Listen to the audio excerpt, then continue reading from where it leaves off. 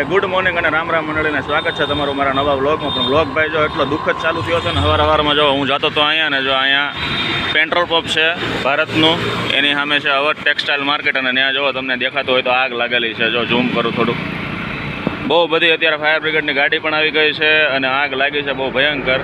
જોઈએ કેટલી કાબૂમાં આવી જાય, પણ આપણે અહીંયા રહેવાનું થતું નથી. આપણે હવે જઈ ઘર બાજુ.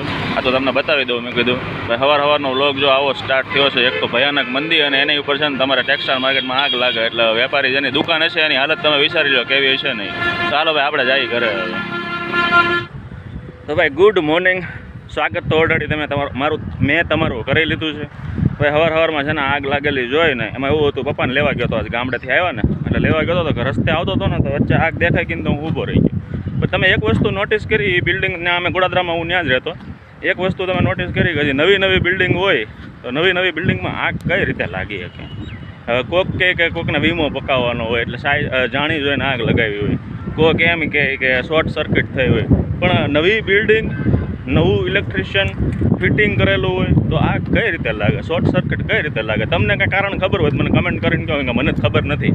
તમને ખબર હોત મને કમેન્ટ કરીને કહો તો મને ખબર જાણવા મળે કે ભાઈ શું રીઝન હોય કે આગ લાગવાનું.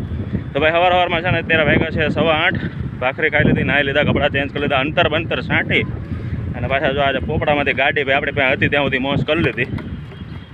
પછી જો પાછા પોપડામાંથી હાલી અને પાછા રેગ્યુલરની જેમ પાછા આપણે હોસ્પિટલ હાલવા મળ્યા. ભાઈ ગામડેથી પપ્પા આવ્યા ને તો છે ને જમરૂખ લાવ્યા. અમારા ઘરે છે ને જમરૂખ પાકે તો ખિસ્સામાં છે ને ઉભારો બતાવું, ખિસ્સામાં છે ને 2 જમરૂખ નાખતા આવ્યો. हमें भी तो खाने का मौका मिलना चाहिए कि नहीं? क्या बोले मेरी जान? भाई घड़े જ મસ્તી હવે આવું આપણે નેચર નથી આવું. હવે આ તો ખાલી વિડીયોમાં ખાલી બતાવે ઘડેક બોલી આવું ક્યાં બોલે મેરી જાન ને, બાકી એવું કાંઈ છે નહીં. ફટાફટ છે ને ભાઈ જો હાલવા મીણા છે.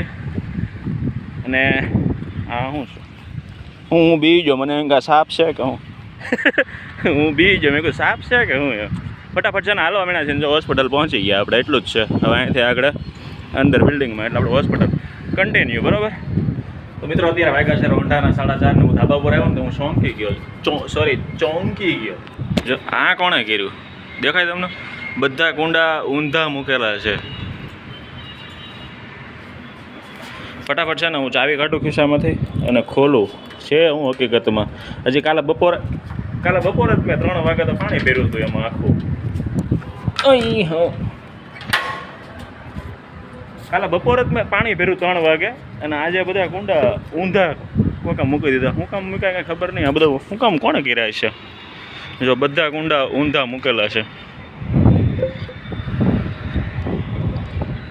ખબર નહીં શું હોય, શું રીઝન છે ખબર નહીં. બધા જો આ ઊંધું મૂકેલું હતું, જો આ ઊંધું મૂકેલું છે, ખબર નહીં શું હોય.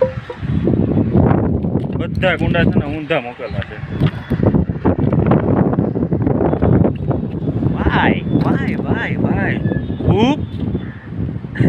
કમેન્ટ કરો આ ડાયલોગ કોનો છે, કયા ક્રિએટરનો, કયા વ્લોગરનો, કયા કોમેડિયન કહેવાય શું કહેવાય ભાઈ ખબર નહીં, કયા ક્રિએટરનો ડાયલોગ છે આ, કયો પાછો બોલે કમેન્ટ કરજો પાછા.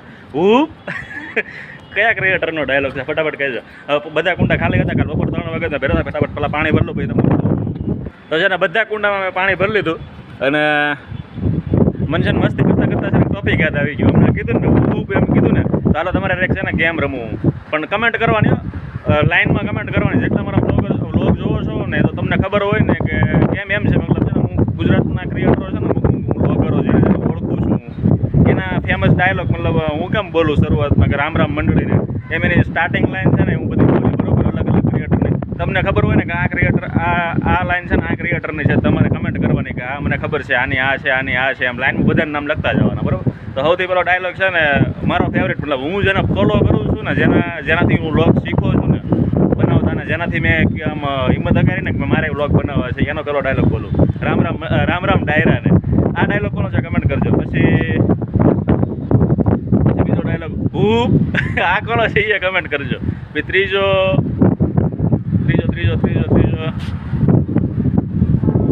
ગુડ મોર્નિંગ અને હર હર મહાદેવ, આ ત્રીજો કોનો છે કહેજો.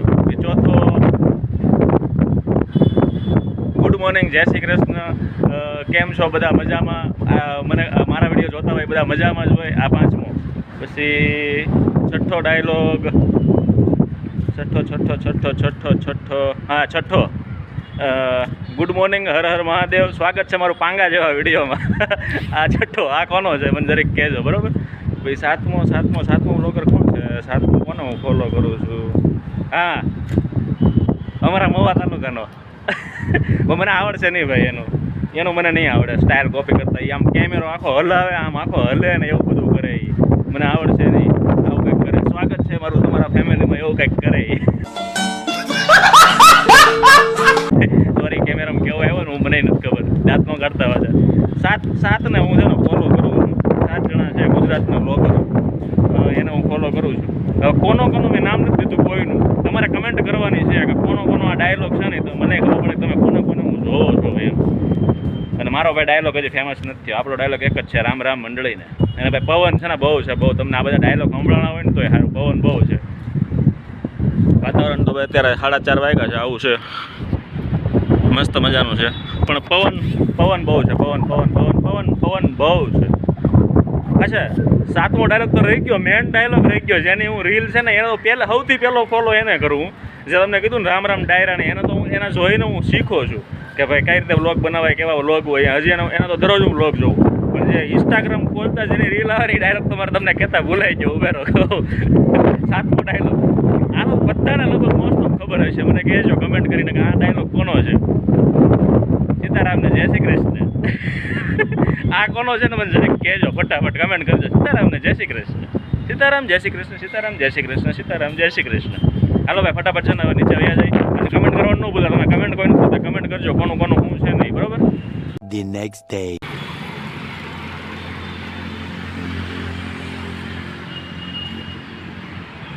ભાઈ ગુડ મોર્નિંગ અને રામ રામ બધાને. થઈ ગયો છે બીજો દિવસ સ્ટાર્ટ. વાગ્યા છે 8:15. વાતાવરણ તમે જોવો પાછળ બધું આવું છે. અને જઈએ છીએ હોસ્પિટલે, ભાખરી ખાઈને મળીએ તમને. કન્ટિન્યુ રહ્યો હજી મિત્રો. હું છે ને દરરોજ જો અહીંથી હાલીને જાઉં. જો આ ખેડો છે ને, અહીંથી સીધો શોર્ટકટ કાપું. આજ ત્યાંથી નથી જવું. તમારે શું કહેવું? જવાય નથી દરરોજ નહીં. દરરોજ પછી એનો રસ્તો ન કપાય. અહીંથી અહીંયા હવે આપણે ડાયરેક્ટ રોડેથી વયા જાય અહીંથી.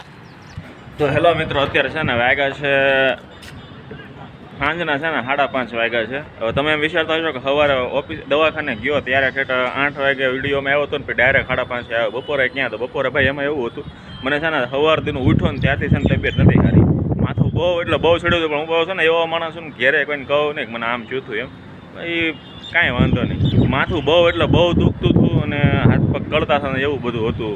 અને બપોરે તો જમીન આવ્યો તો થોડીક ઠંડી લાગી ગઈ હતી. પછી છે ને હું અહીંયા હોસ્પિટલે જમીન આવીને પછી છે ને વ્લોગ મેં સ્ટાર્ટ જ નહોતો કર્યો, કેમ કે બોલવાની કન્ડિશન હતી નહીં. માથું બહુ દુખતું હતું. એટલે હું સાલો મને સૂઈ ગયો તો બાવણું બંધ કરીને, અને ઉઠો 5 વાગ્યાનું. માથું મોઢું જોઈને જો અત્યારે કહું ને તબિયત તો અત્યારે બધું રેડી છે. મતલબ મારો અવાજ જોઈને તમને ખબર પડી ગઈ છે. માથું નથી દુખતું, હાથ પગે નથી કળતા અને ઠંડી નથી લાગતી. મતલબ બધું રેડી છે. એટલે વ્લોગ સ્ટાર્ટ કરીને મેં કીધું આમે વ્લોગ લાંબો થઈ ગયો તો. મેં હમણાં જોયું ને તો વ્લોગ બહુ લાંબો થઈ ગયો હતો.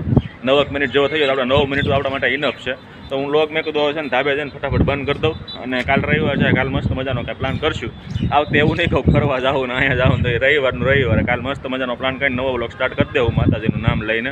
તો ભાઈ અત્યારનો વ્લોગ છે ને આપણે પૂરો કરી દઈએ. વ્લોગ ગમે તો લાઈક કરજો, શેર કરજો અને સબસ્ક્રાઈબ કરજો. અને મળીએ નવા વ્લોગમાં. ત્યાં સુધી રામે રામ મંડળીને.